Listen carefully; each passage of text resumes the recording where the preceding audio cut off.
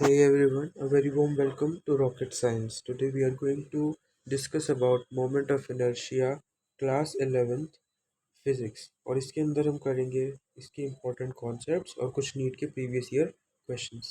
So let's start. Before that, please subscribe our channel and press the bell icon so that you will get all the notifications first on your device. ये जो topic है moment of inertia का, ये class 11th physics का एक बहुत important topic है rotational motion का। ठीक है, इसका एक पार्ट होता है जो होता है सेंटर ऑफ मास, जिसको वीडियो प्रीवियस ईयर क्वेश्चंस की मैं ऑलरेडी अपलोड कर चुका हूँ, जिसकी लिंक आपको डिस्क्रिप्शन बॉक्स में मिल जाएगी। ठीक है, तो शुरू करते हैं। सबसे पहले मोमेंट ऑफ इनर्शिया के बारे में कुछ डिटेल में पढ़ते हैं। ठीक है, मोमेंट ऑफ इनर्शिया होता क्या है?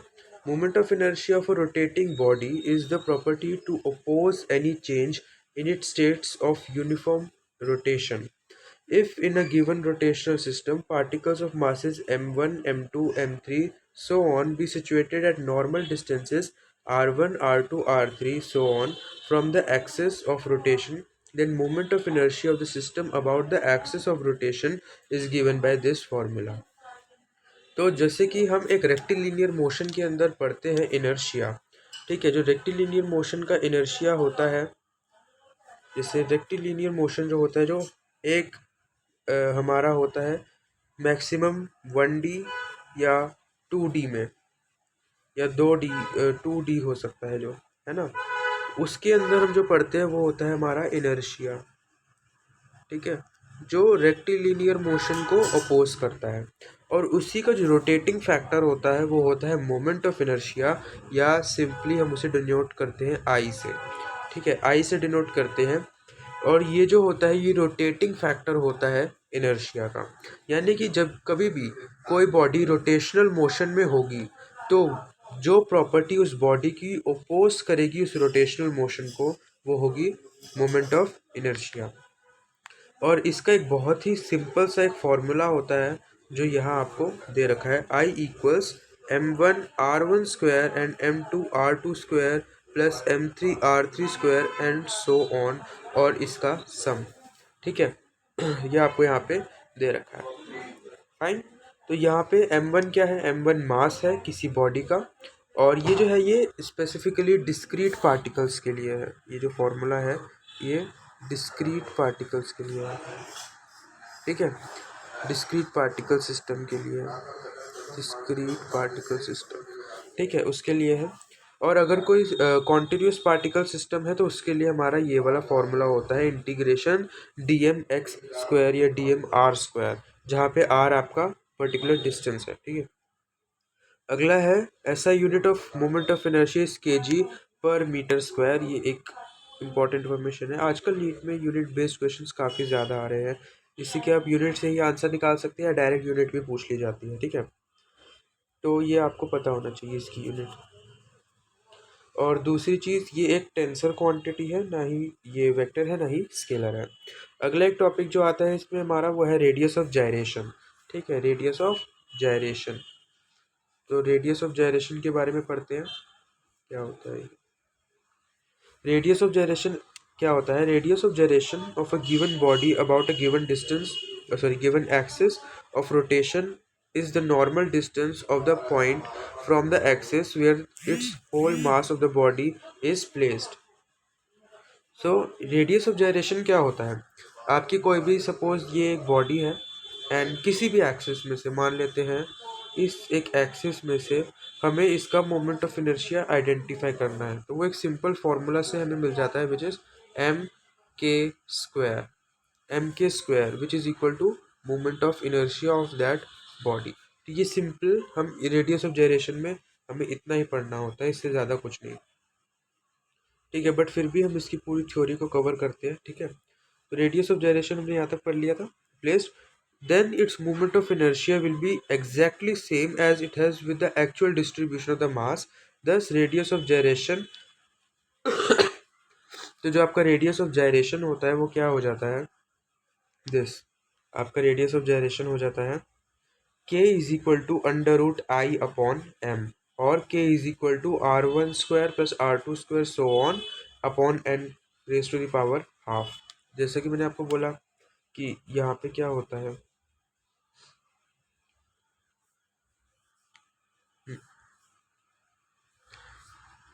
आपका आई इज इक्वल टू एम के स्क्वायर होता है। ठीक है, हमें रेडियस ऑफ जाइरेशन हमारा के होता है। ठीक है, के की वैल्यू हमारी क्या आ गई, आई अपॉन एम का अंडर रूट। ठीक है, ये हमारा के की वैल्यू आ जाती है। ठीक है, इससे ज़्यादा जैसे रेडियस ऑफ जाइरेशन में कुछ पढ़ने के लिए नहीं है। फाइन, रेडियस ऑफ जाइरेशन, और ये हमारा होता है इक्वल टू के। ठीक है, यहाँ पे ये आपको वही डायग्राम दे रखा है। ठीक है, ऐसा unit of radius of gyration is metre, normal हमारी लेंथ की यूनिट होती है। और radius of gyration depends upon shape and size of the body, position and configuration of the axis of rotation, and also on distribution of mass of body with respect to axis of rotation। बहुत simple से points थे ये। ठीक है, तो आगे move करते हैं। आगे है हमारा theorems of moment of inertia. ठीक है, theorems of moment of inertia के बारे में हम कुछ पढ़ते हैं। तो जैसे कि हमें पता है कि दो थ्योरम्स होती है मोमेंट ऑफ इनर्शिया की, theorem of parallel axis and theorem of perpendicular axis. तो थ्योरम ऑफ पैरेलल एक्सिस हमें सबसे पहले क्या कहती है, हम ये देखते हैं। Theorem of parallel axis, so theorem of parallel axis हमें कहती है moment of inertia of body about given axis I is equal to the sum of moment of inertia of the body about a parallel axis passing through its centre mass ICM and the product of mass of body m and square of normal distance between the two axes mathematically। Right, simple way में इसको समझते हैं। Suppose ये आपका object है जो यहाँ दे रखा है। ठीक है, इस ऑब्जेक्ट के अंदर आपको मोमेंट ऑफ इनर्शिया इस एक्सिस का पता करना है, ये वाली एक्सिस का। ठीक है, एंड आपको सेंटर ऑफ मास का मोमेंट ऑफ इनर्शिया पता है, ये सेंटर ऑफ मास है यहाँ से हमारा, और इस एक्सिस का आपको नोन है। तो जो ये वाला ब्लू वाला सेंटर ऑफ मास होगा, जो आपका ब्लू वाली एक्सिस पे जो है, उसका जो मोमेंट ऑफ इनर्शिया होगा वो आपका होगा आई सी एम, और प्लस इन दोनों के बीच का डिस्टेंस जो है ए और ये वाले सेंटर ऑफ मास के बीच का जो डिस्टेंस है, जिसको ब्लैक से हमने डिनोट करा है। ठीक है, ये और इसका स्क्वायर और मास का मल्टीप्लाई कर देंगे, मास इनटू इसको हम डी मान लेते हैं, तो डी का स्क्वायर। ये आपकी थ्योरम ऑफ पैरेलल एक्सिस का फॉर्मूला होता है। ठीक है, ये आपका थ्योरम ऑफ पैरेलल एक्सिस का फॉर्मूला होता है। ठीक है, ये वाला फॉर्मूला यहाँ पे भी दे रखा है। ठीक है, ये एक बहुत सिंपल सा फॉर्मूला है, ये आप याद रख सकते हैं। ठीक है, अगला जो हमारा टॉपिक है वो है थ्योरम ऑफ परपेंडिकुलर एक्सिस। तो थ्योरम ऑफ परपेंडिकुलर एक्सिस हमें क्या कहती है, the sum of moment of inertia of a plane laminar body about two mutually perpendicular axes lying in its plane is equal to the moment of inertia about an axis passing through the point of intersection of these two axes and perpendicular to the plane of laminar body। यानी कि कोई plane body है।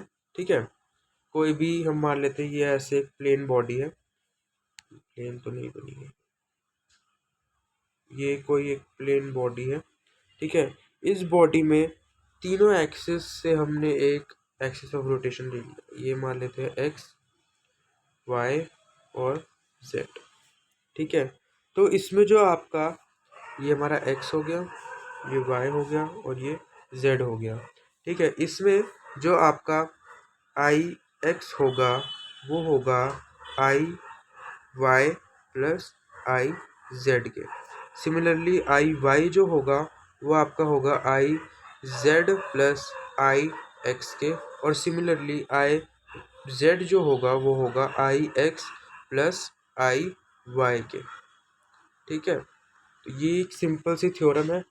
ठीक है, जो आपको इसमें पढ़नी है मोमेंट ऑफ इनर्शिया के अंदर। तो दो ये सिंपल सी थ्योरम्स थी जिनमें एक छोटे छोटे से दो फॉर्मूलाज हैं, और इन्हीं के बेसिस पे आप मोमेंट ऑफ इनर्शिया के क्वेश्चंस को इजीली सॉल्व कर सकते हैं। इसका फॉर्मूला हाईलाइट ये वाला। ठीक है, तो ये बस आपको पढ़ना था इसके अंदर। और एक चीज़ और इम्पोर्टेंट है, अभी आगे हम पढ़ते हैं इसके बारे में। आगे बढ़ते हैं। आगे है moment of inertia of solid bodies. तो सॉलिड बॉडीज का मोमेंट ऑफ इनर्शिया है कुछ, इसके बारे में आपको पढ़ना चाहिए और पढ़ना ही चाहिए, बिकॉज आगे आने वाले क्वेश्चंस इसी टॉपिक पर बेस्ड होंगे। ठीक है, तो moment of inertia of some bodies, जैसे कि एक सर्कुलर रिंग का मोमेंट ऑफ इनर्शिया होता है mr²। और एक थिन सर्कुलर रिंग, अच्छा, अगर थिन जो सर्कुलर रिंग है वो जो है आपकी सेंटर ऑफ मास से एक्सेस पास हो रही है रोटेशन की, तो mr²। अगर डायमीटर से पास हो रही है तो mr²/2। ठीक है। रॉड है, अगर परपेंडिकुलर टू द रॉड पास हो रही है और मिड पॉइंट यानी कि सेंटर ऑफ मास से, तो ml²/12। ठीक है, रॉड के। और अगर एक डिस्क है और उसके परपेंडिकुलर पास हो रही है तो mr²/2। सिमिलरली अगर एक रिंग के डायमीटर से सॉरी एक डिस्क के डायमीटर से पास हो रहा है तो mr²/4। और सिलेंडर का जो केस होता है वो हॉलो सिलेंडर का रिंग जैसा होता है और सॉलिड सिलेंडर का डिस्क जैसा होता है। स्फेयर का किसी भी एक्सेस में से हमारा होता है 2mr²/5। ये जो टेबल है आपके एनसीईआरटी में भी गिवन है, चैप्टर 7 के अंदर, क्लास 11th की। मैंने उधर से ही इस टेबल को लिया है। ठीक है। मैं आपको एक और चीज़ दिखाना चाहता हूँ इसी टॉपिक पे। एक एनिमेशन है जिससे आप इजीली ये मूवमेंट ऑफ इनर्शिया के इनको समझ सकते हैं, तो एक बार उसको भी देख लेते हैं। So this is that animation जिसके बारे में बात कर रहा था मैं। तो जैसे कि आप देख सकते हैं ये कोई भी एक रैंडम ऑब्जेक्ट है और ये अपनी एक्सिस पे घूम रहा है, तो इसका जो मूवमेंट ऑफ इनर्शिया होगा वो हमारे ये वाले फॉर्मूले से बन होगा। ठीक है, यहाँ पे ये एक डिस्क हम इसे मान लेते हैं, ये अपने उस पर घूम रही है, तो इसका मोमेंट ऑफ इनर्शिया है 12mr²। यहाँ पे एक रिंग है जो अपने सेंटर ऑफ मास पे घूम रही है, तो mr²/2। एक स्फेयर है, यहाँ पे भी एक स्फेयर है, और स्फेयर का उसका फ़र्क है, ये हमारा एक प्रॉपर स्फेयर है, ये हमारा हेमिस्फेयर है। ठीक है। और ये रॉड है यहाँ पर जो मिड पॉइंट से घूम रही है, और ये रॉड एंड पॉइंट से, तो 1/3 हमारी होती है। ठीक है, ये वाला ध्यान से देख, है ना, ये वाला। तो वापस let's back to our slides. तो गाइस हमने ये दोनों थ्योरम्स पढ़ ली हैं। ठीक है, और इसके बाद ये टेबल भी हमने डिस्कस कर ली है। तो अब टाइम आ गया है नीट प्रीवियस ईयर क्वेश्चंस को डिस्कस करने का। So let's start our first question. तो सबसे पहला जो क्वेश्चन है वो है हमारे पास नीट 2016 यानी कि 2016 का। तो रीड करते हैं इसको। A solid sphere of mass m and radius r is rotating about its diameter. A solid cylinder of same mass and radius is also rotating about its geometrical axis with an angular speed twice that of sphere. The ratio of their kinetic energy of rotation will be। तो हमें kinetic energy का ratio निकालना है इस given case का। ठीक है, तो देखते हैं। तो इस क्वेश्चन में हमें क्या दे रखा है, एक स्फेयर दे रखा है, ठीक है, और एक सिलेंडर दे रखा है। ये सिलेंडर है हमारा, इसे मान लो एक सिलेंडर। और ये जो स्फेयर है ये अपने डायमीटर पे घूम रहा है, और जो सिलेंडर है वो अपने ज्योमेट्रिकल एक्सिस पर रोटेट कर रहा है। ठीक है, तो जो स्फेयर होगा उसका मोमेंट ऑफ इनर्शिया क्या होगा। ठीक है, इनका मास m है, रेडियस r है। ठीक है, यहाँ पे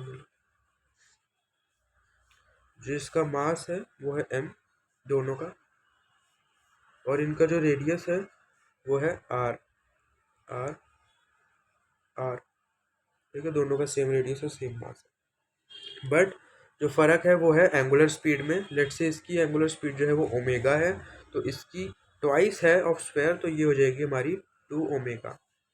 ठीक है, तो इसका मोमेंट ऑफ इनर्शिया हमारा क्या हो गया, इसका मोमेंट ऑफ इनर्शिया हो गया हमारा 2/5 mr²। ठीक है, इसका मोमेंट ऑफ इनर्शिया क्या हो गया, ये हमारा आई एस, और आई सी हमारा क्या हो गया, mr²/2, क्योंकि सॉलिड सिलेंडर है तो mr²/2 ये हमें मिल गया। तो इसको हम साइड में नोट कर लेते हैं। सबसे पहले तो आई एस हमारे पास है 2/5 mr²। आई सी हमारे पास है mr²/2, ठीक है। और इस सबको हम इरेज कर दें, ठीक है। तो अब हमें मोमेंट ऑफ इनर्शिया तो मिल चुका है, ठीक है। हमारे पास ओमेगा भी है, तो इजीली हम काइनेटिक एनर्जी का रेशो निकाल सकते हैं, ठीक है। तो ई सी यानी कि E sphere E sphere upon E cylinder is equal to 1/2 I S omega square upon 1/2 I C 2 omega whole square, ठीक है। इसमें हमारा 1/2 और 1/2 कैंसिल, ठीक है। इसके बाद हमें क्या मिलता है, और अगर हम इन दोनों का रेशो निकालें 2/5 mr² into 2 upon mr² into omega square upon 4 omega square. Omega square से ओमेगा स्क्वायर कैंसिल, m से m से कैंसिल, r² से r² कैंसिल, और ये 2 2 और 4 भी आपस में कैंसिल। फर्दर इतना कैंसिलेशन करने के बाद हमें मिलता है 1/5, और ये जो 1/5 है यही हमारा आंसर है, ठीक है। 1/5 इज आवर आंसर। तो देखते ही 1:5, यानी कि बी ऑप्शन हमारा करेक्ट आंसर है, ठीक है। नेक्स्ट क्वेश्चन की तरफ मूव करते हैं। सो जो नेक्स्ट क्वेश्चन है विच ये दोबारा से नीट 2016 का क्वेश्चन है, question number 2। A light rod A light rod of length L has two masses m1 and m2 attached to its two end. The moment of inertia of the system about an axis perpendicular to the rod and passing through the center of mass is. Very easy question. देखते हैं इसको। इसमें हमें क्या बोला गया है, इसमें हमें बोला गया है एक रॉड है,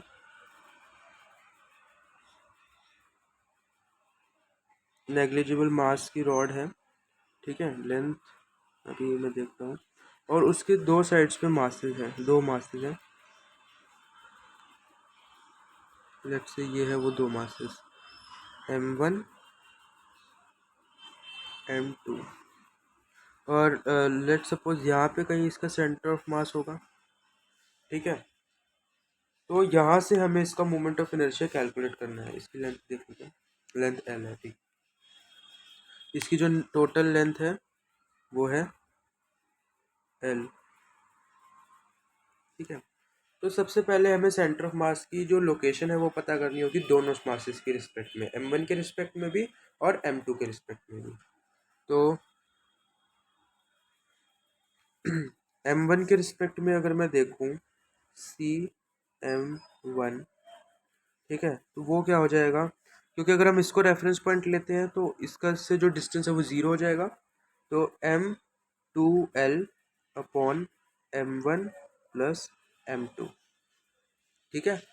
आई होप आप सबको सेंटर ऑफ मास तो निकालना आता ही होगा, बिकॉज अगर आप नहीं आता तो प्लीज़ हमारी एक वीडियो देख सकते हैं सेंटर ऑफ मास की, डिस्क्रिप्शन बॉक्स में उसकी लिंक अवेलेबल है, ठीक है।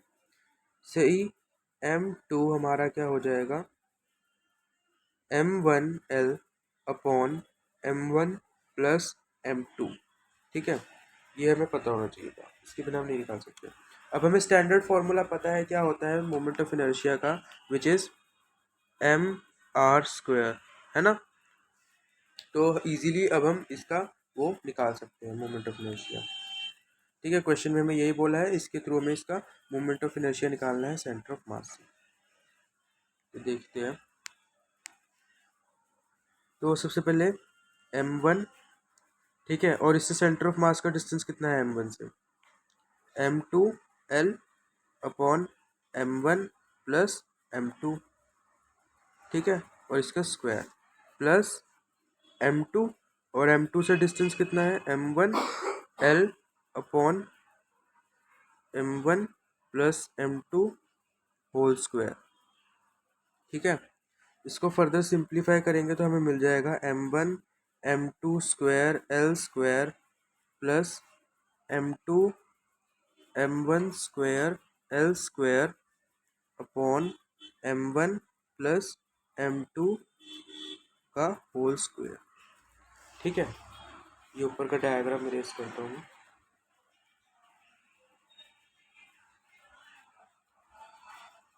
हाँ, तो इसके बाद हमें क्या मिलता है आगे सॉल्व करने पर, ये इधर से हम ऊपर आ गए। ठीक है, अगर मैं इधर से एल स्क्वायर कॉमन ले लूँ, ठीक है, और यहाँ पर एक और चीज़ कॉमन ले लूँ which is m1 plus m2, तो हमारे पास अंदर बच जाएगा सिर्फ m1 m2।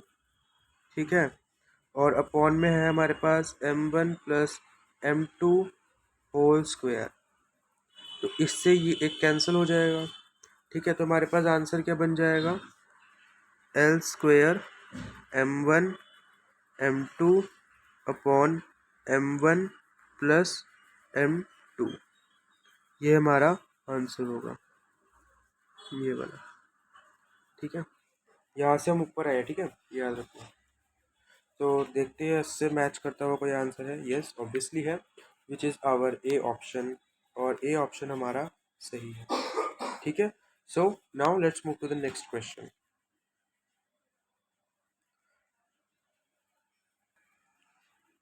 सो जो नेक्स्ट क्वेश्चन है हमारे पास वो है, from a circular disk of radius r and mass 9m, a small disk of mass m and radius r by 3 is removed concentrically. The moment of inertia of the remaining disk about an axis perpendicular to the plane of the disk and passing through its center is. तो ये भी बहुत easy question है, इसको solve करते हैं। ठीक है, इसमें क्या बोला है हमको, एक हमारे पास डिस्क है, ठीक है, जिसका मास है हमारा 9m, ठीक है, और रेडियस है r। इसमें से एक डिस्क कट कर ली गई छोटी सी कंसेंट्रिकली।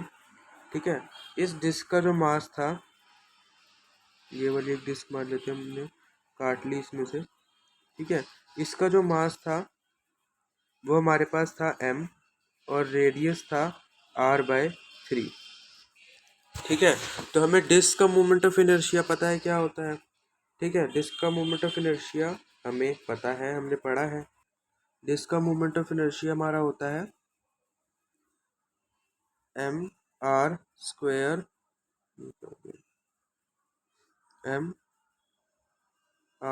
Square upon 2। ठीक है, तो इसमें हम क्या करेंगे, सबसे पहले हम ओरिजिनल जो डिस्क थी उसका मोमेंट ऑफ इनर्शिया निकालेंगे, फिर हमारी जो निकाली गई डिस्क है उसका मोमेंट ऑफ इनर्शिया निकालेंगे, और इनको आपस में क्या कर देंगे, माइनस कर देंगे। ठीक है, तो हमारा रिजल्टिंग जो डिस्क बची है उसका मोमेंट ऑफ इनर्शिया निकल आएगा। तो स्टार्ट करते हैं।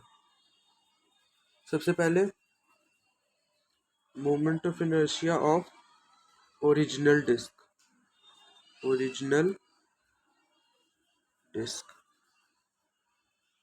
वो हमारा क्या है, 9m r स्क्वायर बाय 2। ठीक है, equal to 9/2 m r square.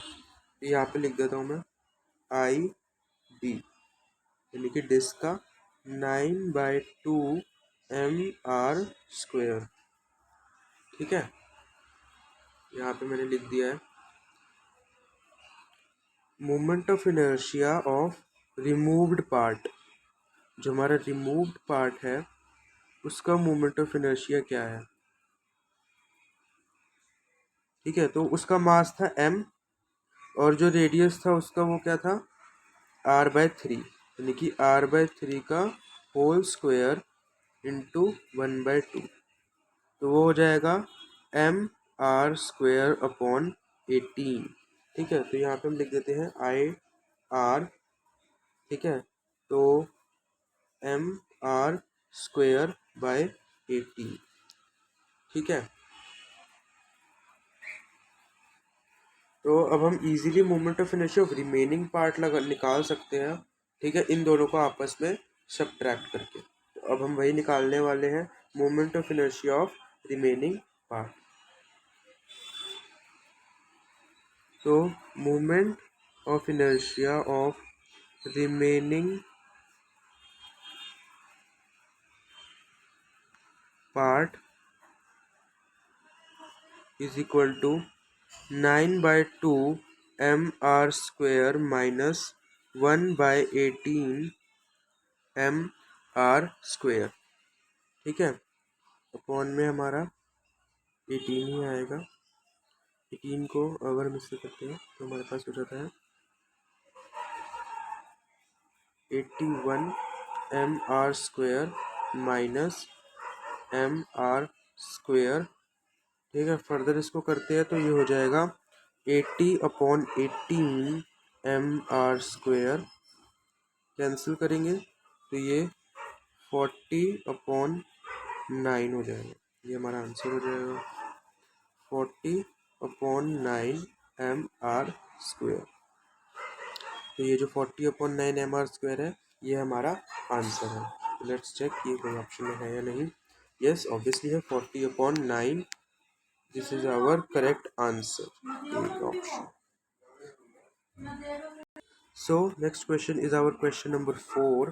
ठीक है, इस क्वेश्चन के अंदर हमें क्या बोला गया है, the ratio of radius of gyration of a circular disc to that of circular ring each of same mass and radius around their respective axis is. तो हमने रेडियस ऑफ जायरेशन का फॉर्मूला पढ़ा है, उसकी हेल्प से हम easily इसको निकाल सकते हैं। ठीक है, circular disc and circular ring. तो रेडियस ऑफ जायरेशन हमें निकालना है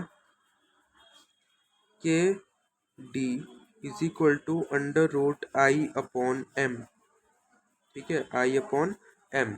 तो इन moment of inertia of disc क्या होता है, half M R square 1/2 M R square upon M mass है इसका। ठीक है, और के आर हमारा क्या है, 1 under root same I upon M which is equal to under root M R square upon M. इसका हमें रेशो निकालना है।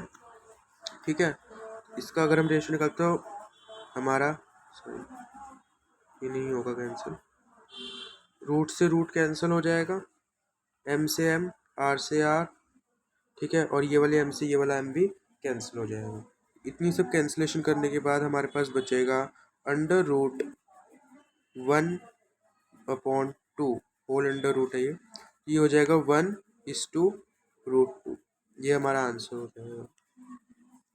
ठीक है, तो देखते हैं ये कोई ऑप्शन है। Yes, D option is our correct answer, 1:√2। ठीक है, now let's move to the next question. अगला क्वेश्चन इज नीट 2005 क्वेश्चन। ठीक है, इस क्वेश्चन में हमें क्या बोला गया है, two bodies have their moment of inertia I and 2i respectively about their axis of rotation. If their kinetic energies of rotation are equal, their angular velocity will be in ratio. तो हमें पता है, हम ऐसा एक question पहले भी कर चुके हैं। ठीक है, हमें मोमेंट ऑफ इनर्शिया दे रखा है i और 2i। ठीक है, और इनकी जो काइनेटिक एनर्जीज हैं वो इक्वल है। ठीक है, तो सॉल्व करते हैं। तो काइनेटिक एनर्जी इक्वल है, यानी कि हमारा I1 omega 1 is equal I1 omega 1 square 1/2 is equal to 1/2 I2 omega 2 का स्क्वायर होगा। हाफ से हाफ कैंसिल हो जाएगा। I1 हमें दे रखा है सिंपली I। ठीक है, omega 1 square is equal to, और हमें दे रखा है I2 2I with and omega 2 square. I से I भी कैंसिल हो जाएगा। ओमेगा 1/ओमेगा 2 हमारा होगा under root 2/1 which is equal to √2:1।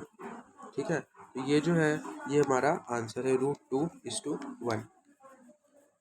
तो √2:1, yes this is an answer C हमारा correct answer. So that's all for today. और जैसे कि आपने देखा है ये सभी क्वेश्चंस काफ़ी इजी है, बहुत इजी है, सब आप इजीली कर सकते हो। एंड एक क्वेश्चन मुझे डिस्कस करना था, नीट 2022 का लेटेस्ट क्वेश्चन जो भी आया है उसको एक बार देख लेते हैं। तो ये है ये वाला question, radius of gyration of a thin uniform disc about an fine. So अब हम इस क्वेश्चन को मैं आपको होमवर्क में दे रहा हूँ, बट मैं इसका सॉल्यूशन आपको कम्युनिटी टैब पे दे दूंगा, ठीक है। ये आप खुद से कीजिएगा, बहुत इंपॉर्टेंट क्वेश्चन है। Fine, so that's all for today. Good bye everyone, please subscribe our channel and like the video.